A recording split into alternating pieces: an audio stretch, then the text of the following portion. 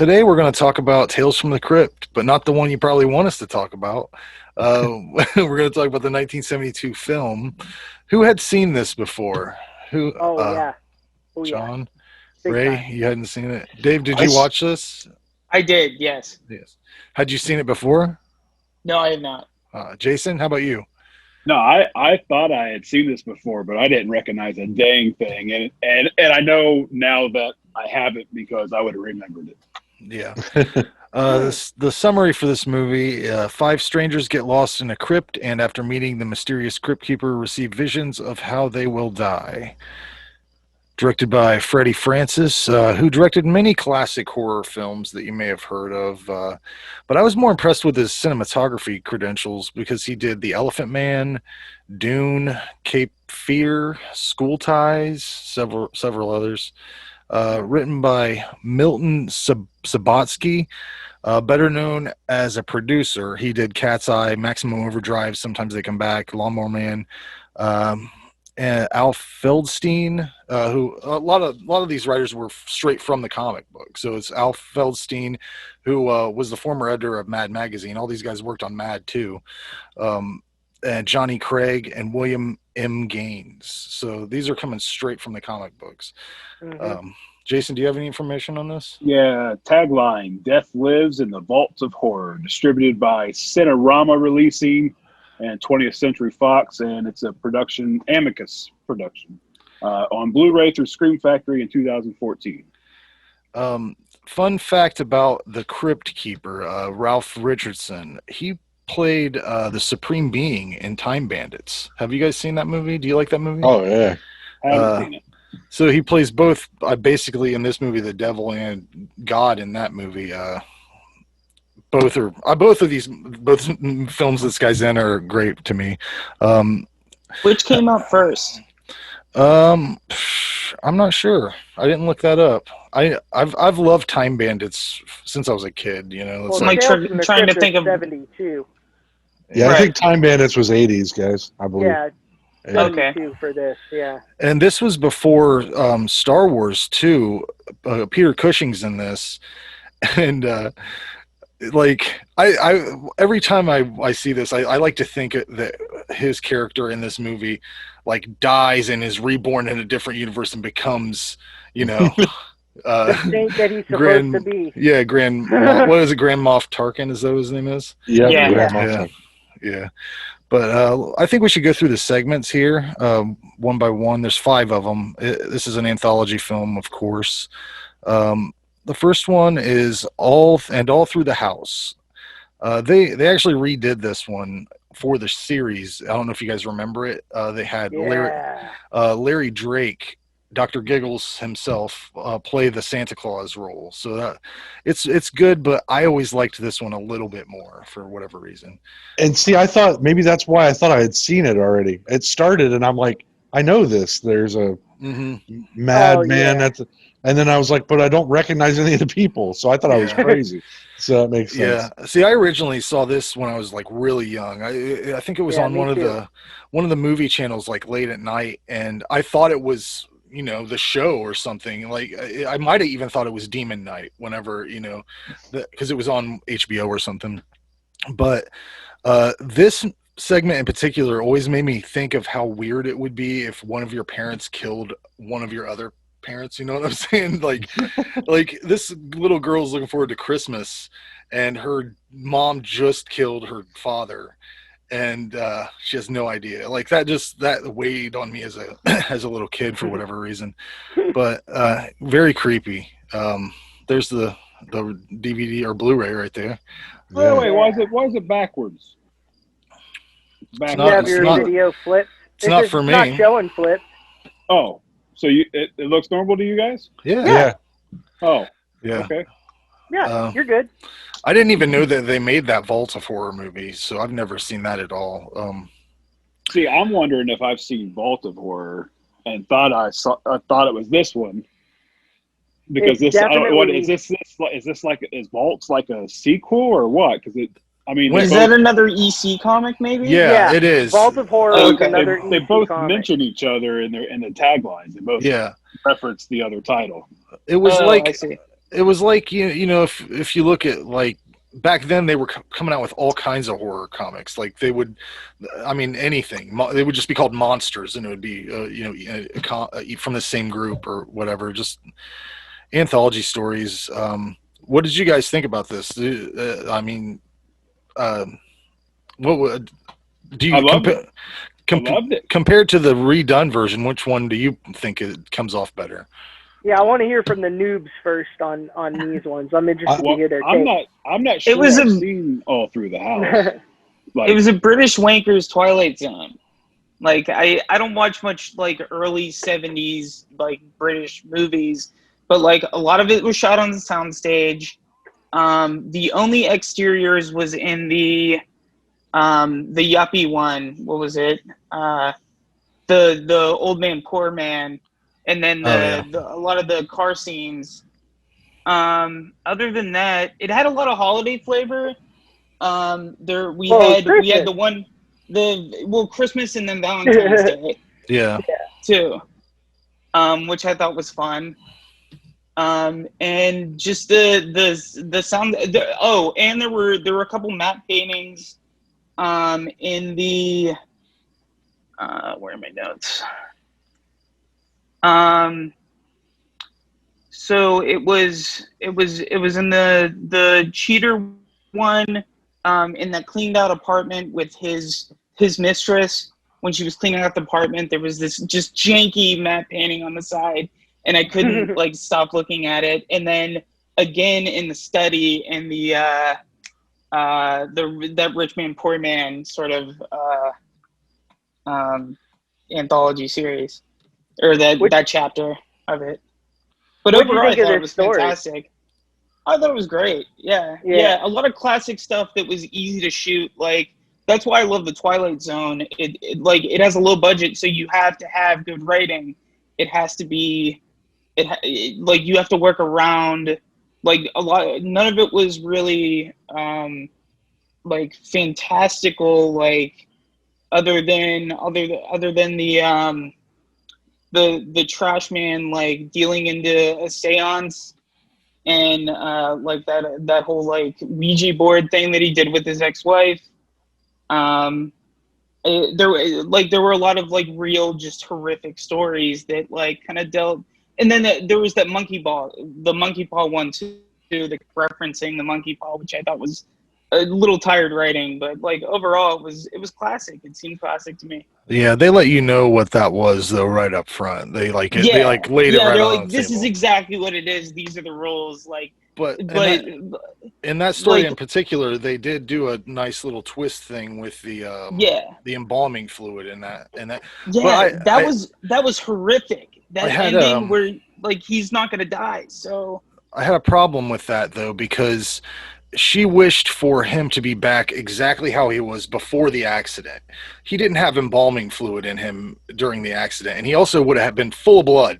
He wouldn't have been like when his guts are out, which was gross. Like there was no blood in there, so like he didn't get. But isn't that what happens when you get embalmed? They take your blood out. Yeah, but she wished for him back right before the accident. So it made sense that he came in dead. Saying. Oh, I see. It made sense that he came in dead, but he shouldn't have been embalmed already. You know, right?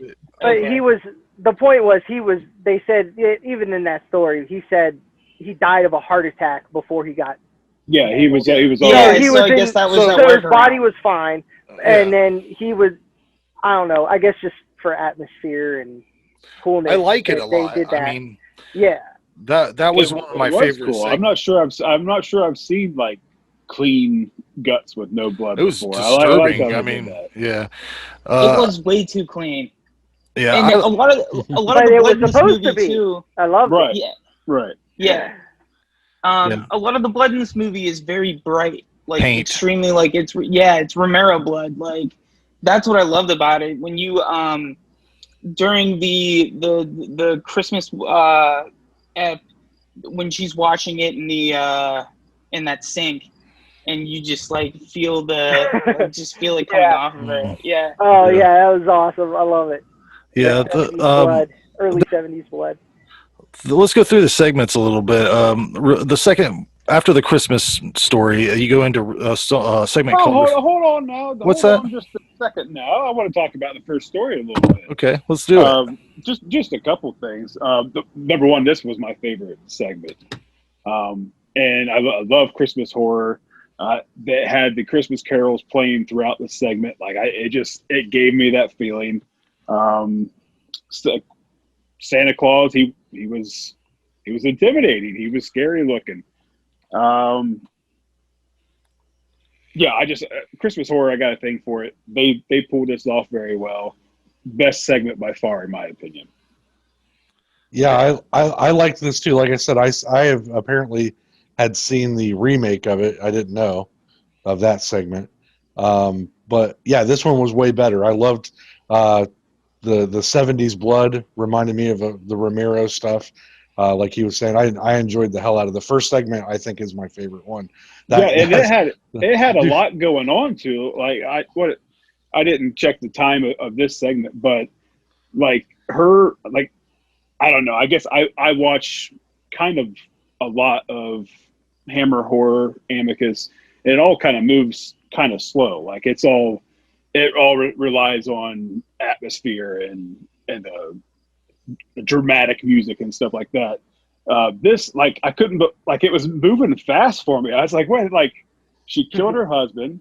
Now she's got Santa trying to come in and kill her. And then I thought it was hilarious when she's dragging the body and she hears that a lunatic has escaped. She stops and locks the door and then continues to drag his body off. But and then her kid's wanting to wake up and see Santa, so she's worried about her kid coming down, Santa Claus coming in, cleaning up her mess. Like, I was just like, I was really impressed by this episode. Yeah, the thing. Let's go back a little bit. They framed this whole thing with the mausoleum and all that. I thought it was so funny that all these people just are on a tour of a mausoleum, of a crypt, right? And they're not ever like, how the fuck did I get here? Why am I doing this? Like, I was literally just trying to leave. The one guy especially, I was literally just trying to run off with my mistress, and here I'm just, I guess, crypt. But but it's also, as you're confused, or I'm confused as well, is the audience. Like, you're just like, how, like, what's going on now? Like, you have no idea. Like, it's a little disorienting right at the beginning because it just starts. That's it. Like, well, there is that long intro over the graveyard with. Oh my God, these organs too. Oh, you guys like organs? Minor. You guys They're like so organs? loud. Love it. Oh my God. Love it. It was so loud though. So like I don't know the levels on Tubi. I don't know what Tubi has to offer, but like, God, it is not. Oh, it starts out max volume. You got to. Oh my God. It's max volume if you're not paying attention. I'm just like, shit. Like, the organs blew into my head. Yeah. The second segment is called Reflection of Death. This is the one where a man just decides he's going to leave his entire life, his wife and his kids, to run off with a mistress. And he winds up dying in a car accident, and then returning to life to terrify his mistress and family. As some sort of ghoul he is. The thing I loved the best about this segment was how they shot the car crash.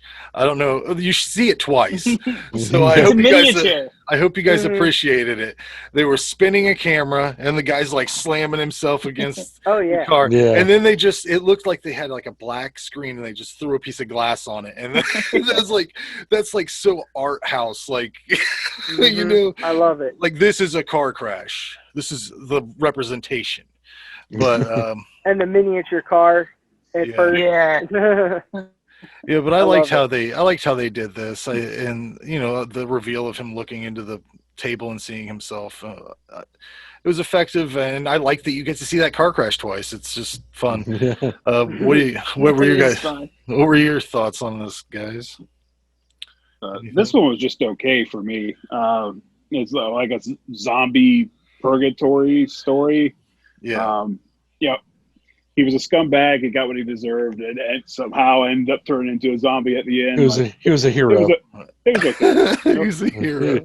He's trying to start a new life. He didn't like the one he had. That dude was a douche. I hated him.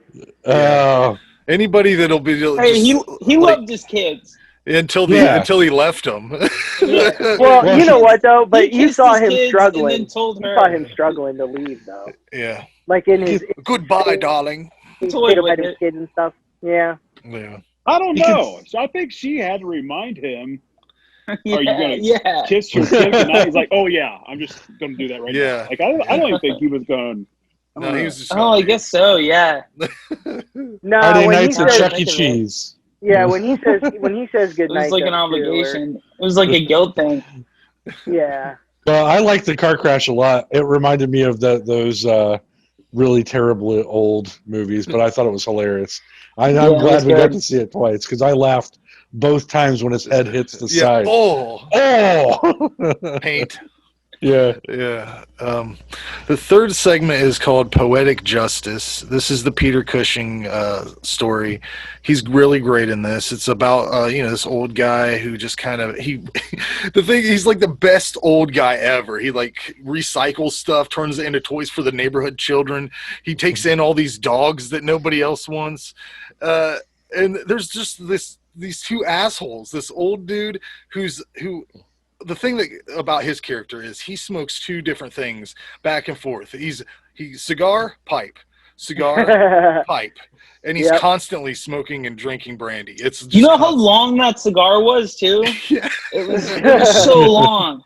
Yeah, like, dude, what are you doing? That's an afternoon, man. And I think it's his son, right? Is just obsessed with this old guy. He's like, ugh, look at this fucking trash guy. Yeah, he had a real boner for him. It lets you know how bad gentrification can be. These assholes move into your neighborhood, start prettying up everything. Then next thing you know, they're going to get your dogs taken away and start framing you for molesting kids and shit. So, watch out for your neighborhoods, people. Watch out because the rich are moving in.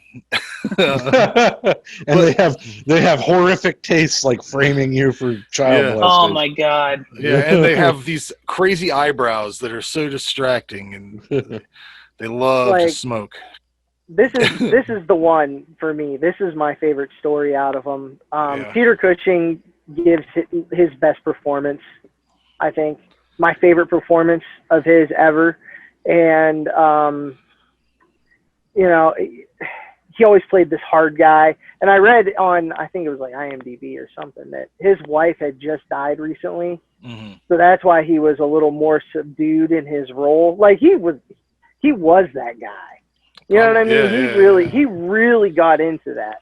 And he was just so sweet. He was like the grandpa everyone needs. Mm-hmm. And those guys, those rich fucks just messed with them. Yeah. It's like, it's crazy how much it reflects on today's society. Just people not leaving people alone. I think that it's a great story.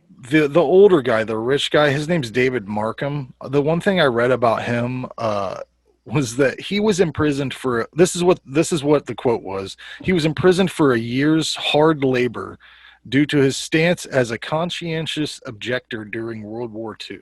So that means that he was like, whoa, don't go mixing up with the Nazis, and then I assume he got thrown into a work camp, right? Like that's what that sounds like, right? For a year.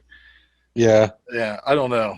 So he's a piece of shit in real life too. So some conscientious objectors, though, they don't like violence. They don't want to. But they're Nazis, man. I know. In World War II. There's a movie about one called Hacksaw Ridge. You should check it out. Yeah. About a conscientious objector who actually went and he ended up saving like 300 people. So.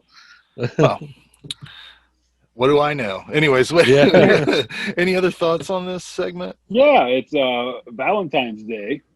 Mm-hmm. We got a little bit of Valentine's horror I didn't know about. Peter Cushing as a zombie.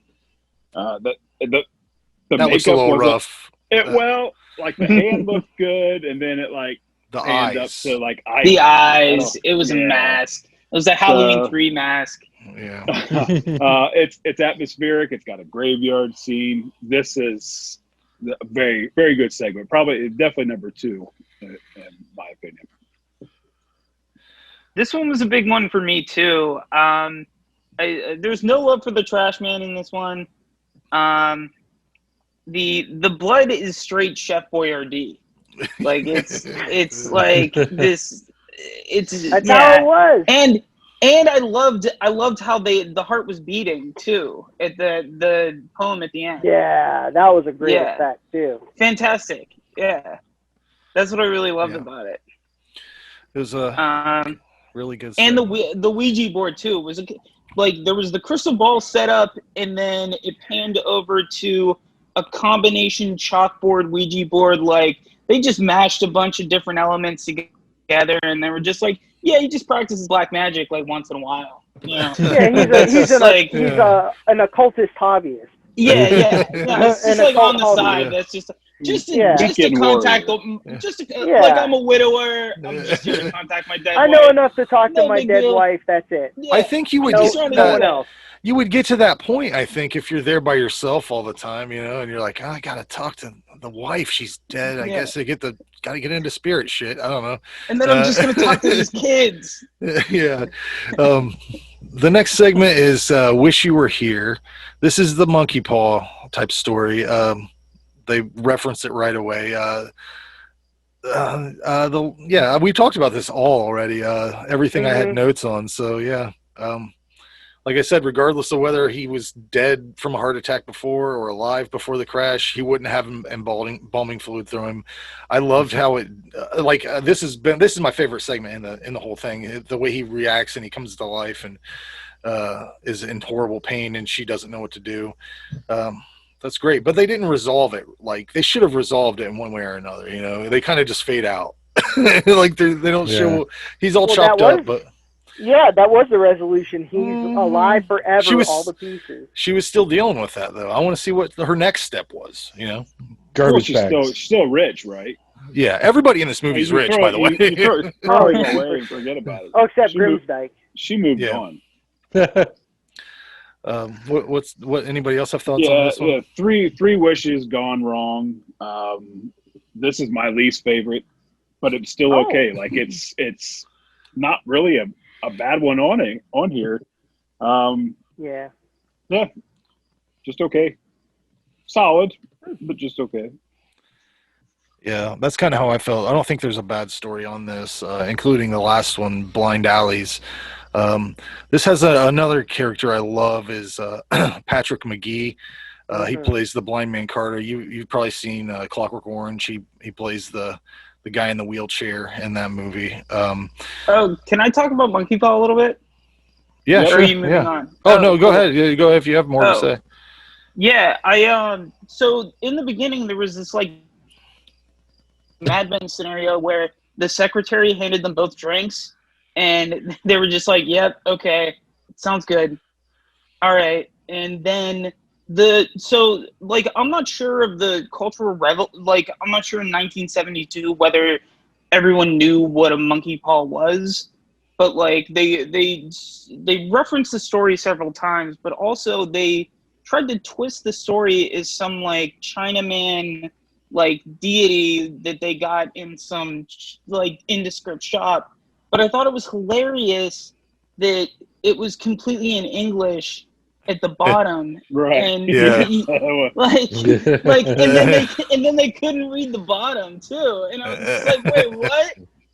What is going on here? I never put that together. I didn't even think about that. Many times. It was written in English. Yeah, that was funny. Yeah. And they could have even got around that by just having it be like a genie and they wipe off the thing. Exactly. And then it fucking comes to life. And like, why'd you have to hold it? And like, the whole thing was like this weird Chinaman trope, like like Gremlins. Like, I don't know. It's just weird. Yeah. But this last segment, Blind Alleys, I don't want to sound like an ableist or whatever, but these people are all blind, and I don't want to say that blind people can't do whatever blind people want to do. They ain't doing what these blind but they are not building this razor blade situation contraption that they've got. They're all Daredevil. That's what I was thinking. They're like old school Daredevil. Yeah, maybe they're just that good, but I want to know who drew the plans out for this and how they all got on the same page. How the fuck do? That's not important. That's not for you and to how know. many people are in this? Yes, that is right. Freddie Francis didn't want you to know. You tried to organize 12 blind people to put together a torture maze, whatever it is. Yeah. I like it though. I think a little Saw precursor. I think it's ingenious. I like the whole story. I like the way. I mean, this is my second favorite in the whole thing. Anybody else have a thought on this? Yeah, I was. This is real. Ray, you stop it. This could be my second favorite, third favorite. It's right there with Peter Cushing. This one's great too. It's a little bit over the top, with what we just mentioned. Revenge story. I felt bad for the dudes, for the blind guys at the beginning, like no meat in their soup, and like they did a good job. I felt for them. It's just hilarious the amount of. I mean, they're holding shop class basically down there in that basement. They're grabbing wood and sawing it. Yeah, like they're building a death maze. It's a hive mind. Patrick McGee's the leader. It's a hive mind. It's so good. This is great. I was inappropriate laughing the entire time. Like, this is the one I checked out of, but like each time I was like, really. And the crazy thing was, like, all the blind people had the like really tiny John Lennon glasses, and that was like the best production design I've ever seen. Like that was fantastic. And them doing carpentry in the basement. I was just like, dude, what? Do you think that this dog, by the way, would have attacked this dude? Oh yeah, and the dog. Oh yeah, dude.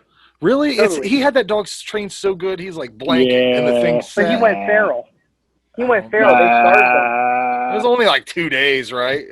Anyways, Ray, what were you going to say? He didn't cut some treats. I was just going to say I loved watching the guy run the maze. That was my favorite part. Yeah. It made me laugh really hard the whole time. It's hilarious. Yeah. Having steak, I presume. Wine. Oh yeah. I love that. I love the way he says every line that he delivers. He is so intense. Like Patrick McGee he was a great one. He was a great character actor. Like that's the acting for me throughout. I thought all the acting was just awesome.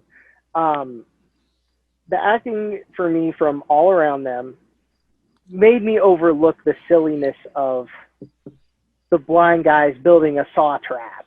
Yeah.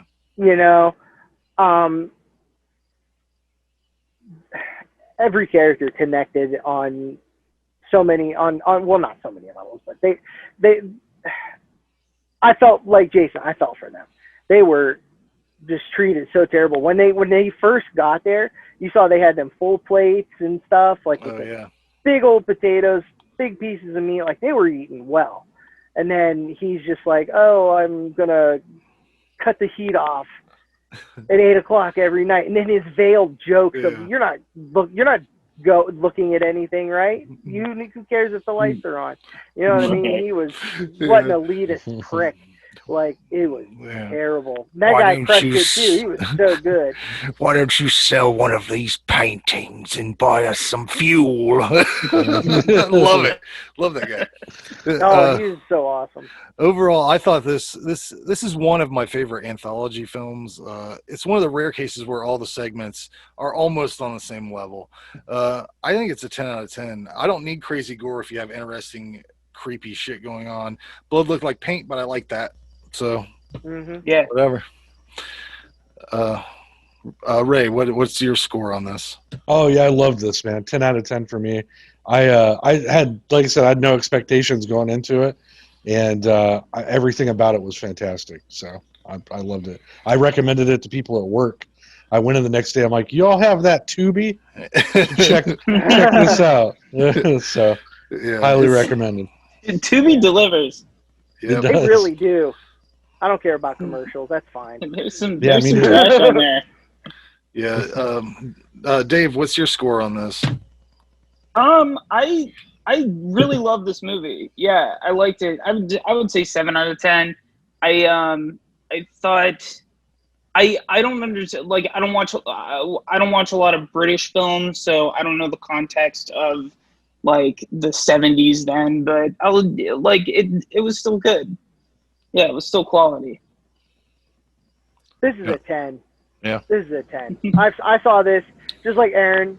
We probably saw it on the same channel, like Probably. when we were kids. I remember actually seeing it on. I don't know if it was Monster Vision, but it was freaking TNT. Right. You know, it was definitely that channel. That's where I saw this. I hadn't known about this. I knew about the regular show. Or I should say for us, the regular show, you know, our Tales from the Crypt. Mm-hmm. And then I was so blown away by this movie at such a young age. And even back then, it was especially Mr. Grimsdyke, just someone being so cruel to someone for no reason other than property values. Yeah. and assumptions that fucking douchebag didn't even know nothing about. Like, But Grimsdyke's property stories. Grimsdyke's property was really clean and well kept. I don't understand what their problem was. The building was still there even after he was dead. So it was after it was an ugly house. It was an old ugly house in a gentrified neighborhood. Was it though, or were they just yuppies? No, it was a built up neighborhood. They had a library. They all had big houses. They all had big houses. Oh yeah, I guess you're right. So everybody but this was the only regular size. Was rich. Oh yeah. But Jason, what's your score? I give it an 8. I like the story. Not much of a wraparound, but you kind of got the Crypt Keeper. I mean, just a human in this one, but it's still cool, still good enough. He was a human in the comics too. Yeah, that's what true. they modeled him after. Yeah. The only one thing that really stuck out to me was in the whatever the Christmas one is. All Through the House. Yeah, All Through the House. I don't know if anyone caught the reflection of the cameraman in the window. No. That really shocked me because Amicus and Hammer, like, it's all really good production stuff, and I'm surprised they let that one slip through. But yeah, 8 out of 10. And I don't know without sitting down and making out a top 10 list, but I'm just going to say this is probably a top 10 anthology for me. Yeah, I thought you were gonna point out the end of the whole movie where the dude falls into the hellfire. Oh, we didn't talk about the end yet. Yeah, that is so fucking funny. It's like you know what I always think of when I see some shit like that is like Ninja Turtles 3. Like I don't know if you've ever seen that. That's not a good movie. Limped along in that one. It was another mat that was like a goatsy hole. And then they filled it with fire at the bottom. Oh, and it was a giant matte painting, and they just superimposed the zoom out from above. It also looked very undone, too. Yeah. I liked it, I loved it. It was cheesy as hell, and I loved it. Had to take their turn. This is my favorite anthology of all time. This is the number one. Yeah, it's definitely up there. I don't know what would be better than. I mean, Trick or Treat, Tales of Halloween, Halloween. VHS, anyone? VHS. I like VHS. I don't think I've seen that. Cool. Oh my God, Frank, you should check that out immediately. Yeah. Creep Show. There's two or three. Creep Show's number 2 for me. But VHS, I watched last year, Frank. And I immediately watched it a second time after it was the second one's good too. I've heard it's good. The third one, even the third one's good. Yeah. There might be a story or two you don't like, but it's still pretty cool. Blumhouse is going to reboot it soon, so we'll be good. Right on. No, they are. I'm pretty sure they are. That's cool. Yeah.